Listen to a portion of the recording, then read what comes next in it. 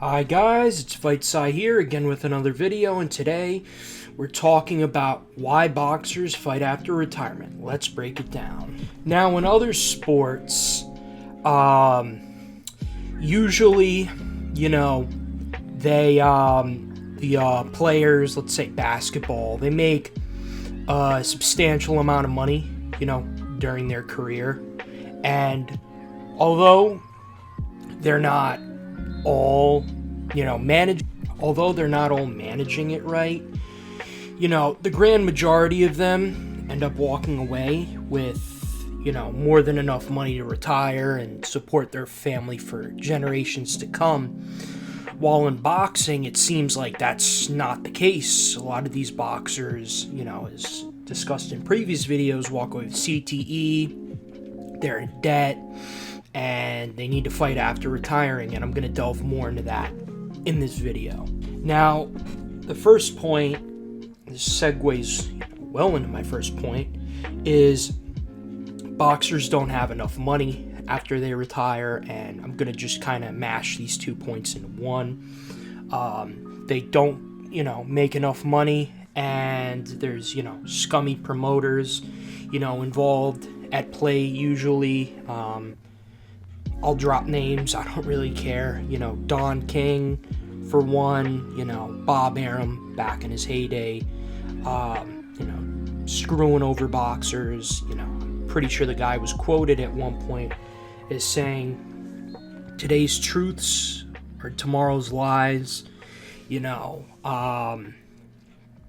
they have to pay their corner, they got to pay their corner, and they need to invest, and if they don't have enough money,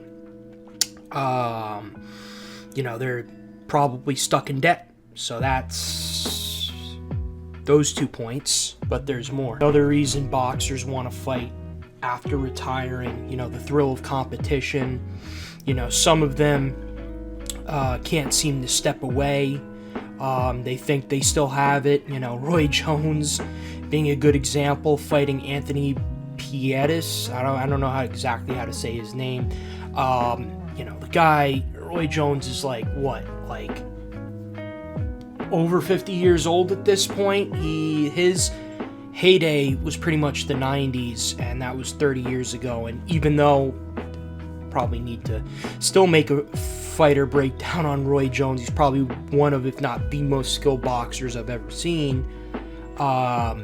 His reflexes have left him. Obviously, the guy may have been superhuman in his prime, but is not currently. And, it's the delusion they're stuck in, and it's hard to break them out of it when they were just completely untouchable, in their prime. This is sort of tying into the last point. Boxers want to leave a legacy despite not being at their best anymore. I know, I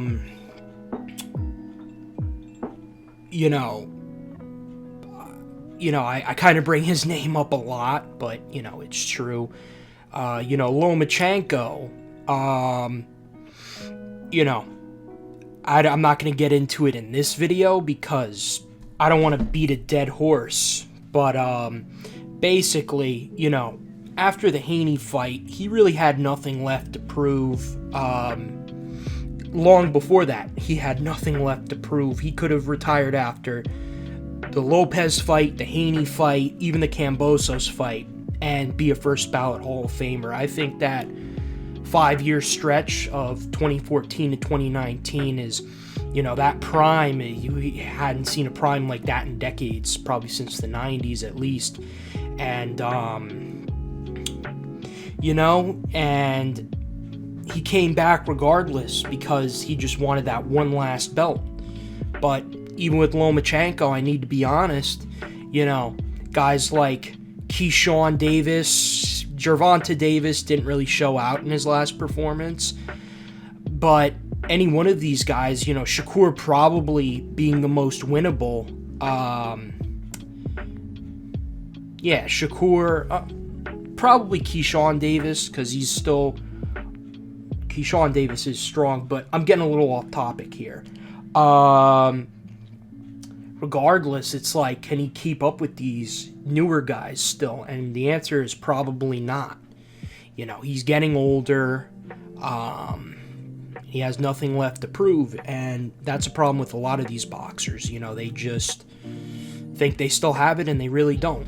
Although boxers fighting after initially retiring may be necessary in some cases, because of financial issues, say for example, Iran Barkley, most times it will only harm the boxers involved, whether through CTE or other injuries sustained. This is Fight Size signing out.